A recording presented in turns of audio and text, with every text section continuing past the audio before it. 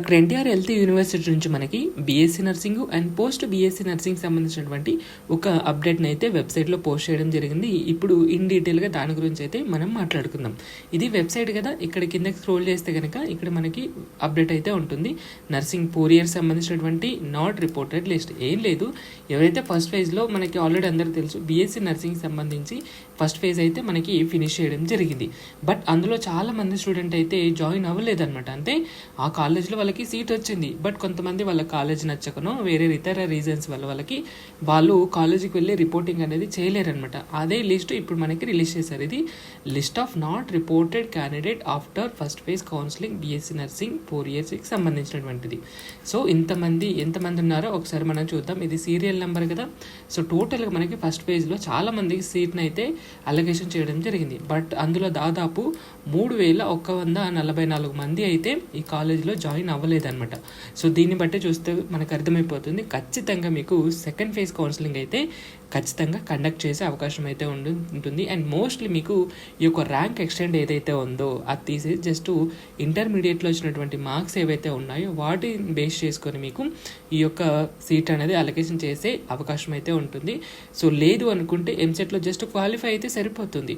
ఎంసెట్లో క్వాలిఫై అయిన వాళ్ళందరినీ మళ్ళీ ఆన్లైన్ అప్లికేషన్ తీసుకుని మళ్ళీ స్టార్టింగ్ నుంచి ప్రొసీజర్ని అయితే చేయడం జరుగుతుంది. సో ఇంతమంది జాయిన్ అవ్వలేదు కాబట్టి దాదాపు చాలా సీట్స్ అయితే మనకి ఈ యొక్క సెకండ్ ఫేజ్ కౌన్సిలింగ్కి వెకేట్గా ఉండడం జరిగింది. సో దీన్ని బట్టే మనకు అర్థమవుతుంది ఖచ్చితంగా సెకండ్ ఫేజ్ కౌన్సిలింగ్ అనేది ఉంటుంది బీఎస్సీ నర్సింగ్కి సంబంధించినటువంటిది. ఇది సీరియల్ నెంబరు, ఇది స్టూడెంట్కి సంబంధించినటువంటి all ticket number, EAMCET rank, registration number, వాళ్ళకి వచ్చినటువంటి ర్యాంక్ అనమాట. సో వాళ్ళ నేము, జెండరు, వాళ్ళ యొక్క ఏరియా, కేటగిరీ, వాళ్ళకి వచ్చినటువంటి అంటే ఏ కేటగిరీలో వాళ్ళకి సీట్ వచ్చిందనే ఇన్ డీటెయిల్గా మనకి ఇందులో ఉండడం జరుగుతుంది. సో ఇంతమంది జాయిన్ అవ్వలేదు కాబట్టి ఏది బీఎస్సీ నర్సింగ్లో ఖచ్చితంగా ఎవరు భయపడాల్సినటువంటి అవసరం లేదు. ఖచ్చితంగా సెకండ్ ఫేజ్ కౌన్సిలింగ్ అయితే కండక్ట్ చేసే అవకాశం అయితే ఉంటుంది. మోస్ట్లీ దానికి సంబంధించి కూడా యాజ్ సూన్ డీటెయిల్స్ అనేవి మనకి వెబ్సైట్లో పోస్ట్ చేయడం జరుగుతుంది. అది ఇచ్చిన వెంటనే నేను మీకు మళ్ళీ ఇన్ఫార్మ్ చేస్తాను. ఇప్పుడు పోస్ట్ బీఎస్సీ నర్సింగ్కి సంబంధించినటువంటి డీటెయిల్స్ చూద్దాం. ఇది list of not report candidate after first phase counselling in post BSc నర్సింగ్కి సంబంధించి ఇది అండర్ కాంపిటేటివ్ అథారిటీ కోట. ఎంతమంది జాయిన్ అవ్వలేదు? సో టోటల్గా 248 మంది అయితే ఈ యొక్క ఫస్ట్ ఫేజ్లో కాలేజీకి రిపోర్టింగ్ అనేది చేయలేరనమాట.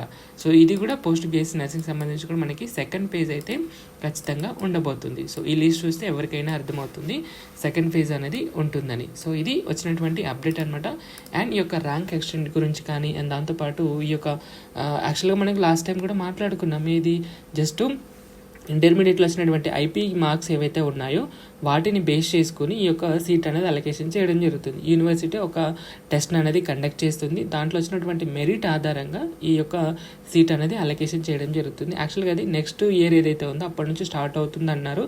బట్ న్యూస్లో మాత్రం మనకి ఈ యొక్క సెకండ్ ఫేజ్ లేదా థర్డ్ ఫేజ్ నుంచి అయితే అది స్టార్ట్ చేసే అవకాశం అయితే ఉంటుంది. అండ్ ర్యాంక్ ఎక్స్టెండ్ గురించి కూడా మోస్ట్లీ చేయొచ్చు. అది మోస్ట్లీ ఈ యొక్క సెకండ్ ఫేజ్ ఏదైతే ఉందో అది మోస్ట్లీ ఈ యొక్క వెబ్ నోటిఫికేషన్ ఉంది కదా సెకండ్ ఫేజ్ కౌన్సిలింగ్కి సంబంధించి, అప్పటి వరకు వచ్చే అవకాశం అయితే ఉంటుంది. బట్ వెబ్సైట్లో మనకి ఎలాంటి ఇన్ఫర్మేషన్ అయితే లేదు. సో వెబ్సైట్లో మనకి ఇన్ఫర్మేషన్ వచ్చేంత వరకు మనం వెయిట్ చేయడం తప్ప ఎలాంటి ఆప్షన్ అయితే లేదనమాట. సో ఇది నాట్ రిపోర్టెడ్ లిస్ట్కి సంబంధించినటువంటి డీటెయిల్ ఇన్ఫర్మేషను. సో మీకు అర్థమైంది అనుకుంటాను. సో దీన్ని బట్టి చూస్తే ఎవరికి కంగారు పడాల్సినటువంటి అవసరం లేదు. ఖచ్చితంగా మనకి ఈ యొక్క సెకండ్ ఫేజ్ అనేది ఖచ్చితంగా ఉంటుంది. సో మీరు దర్జాగా ధీమంగా ఉండండి నోటిఫికేషన్ వచ్చేంత వరకు. సో ఇది video. Thank you so much.